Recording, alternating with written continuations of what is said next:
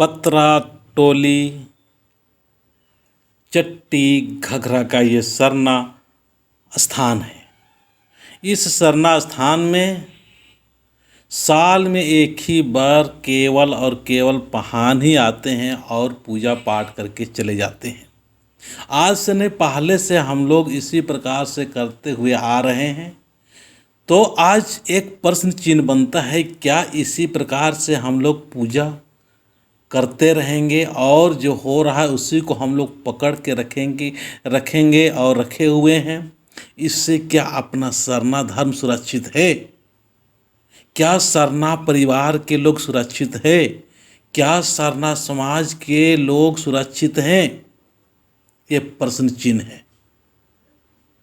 जो इस विचारधारा के हैं कि हमारे सरना में आज महिलाओं को नहीं, पहले से ही महिलाओं को नहीं चढ़ने देना चाहिए और नहीं चढ़ने देते हैं और वहाँ नहीं आना चाहिए, इस विचारधारा को एकदम पका चुके हैं और बैठा चुके हैं, उन सबसे मैं सवाल अब प्रश्न करना चाहता हूँ, क्या हम इसी विचारधारा के साथ में रहेंगे कि हमारे महिलाएं आएंगी तो हमारे जो सरना है वहाँ पर चढ़ने से कुछ न कुछ अनहोनी हो जाएगा?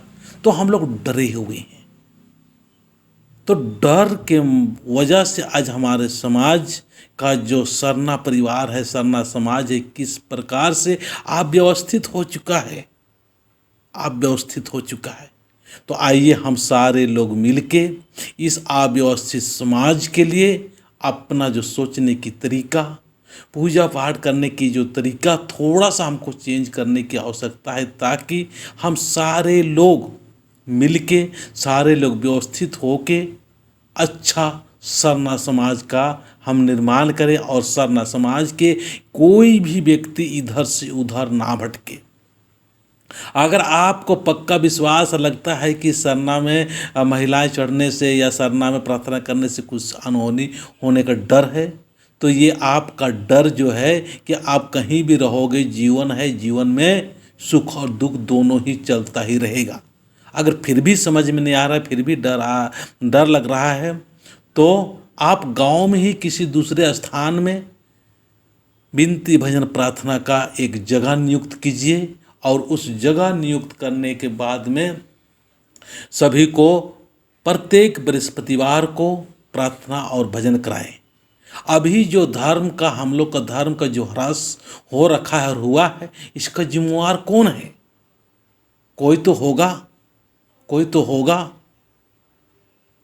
तो किस प्रकार से अपने धर्म को हम लोग अपने ही हाथों से, अपने ही विचार से, अपने ही व्यवहार से किस प्रकार से हम नुकसान पहुंचा रहे हैं और नुकसान कर रहे हैं, थोड़ा विचार कीजिए। विवेकशील व्यक्ति जो पढ़े लिखे हैं उन लोग विचार कीजिए।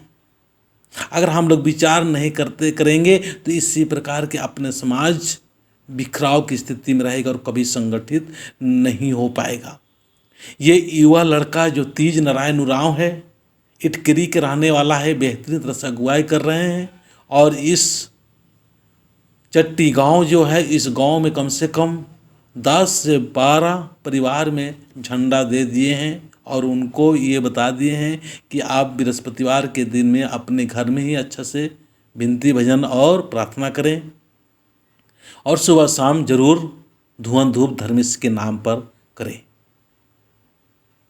साल में एक ही बार पूजा करने से अपना समाज आगे नहीं बढ़ेगा।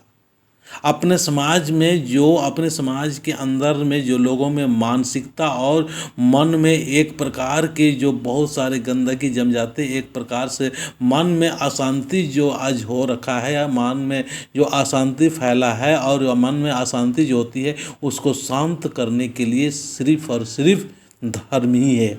और आज हम धर्म, अपने सरना धर्म को महत्व न देके हम कहाँ जा रहे हैं, ये किसी को कहने और समझाने की आवश्यकता नहीं है।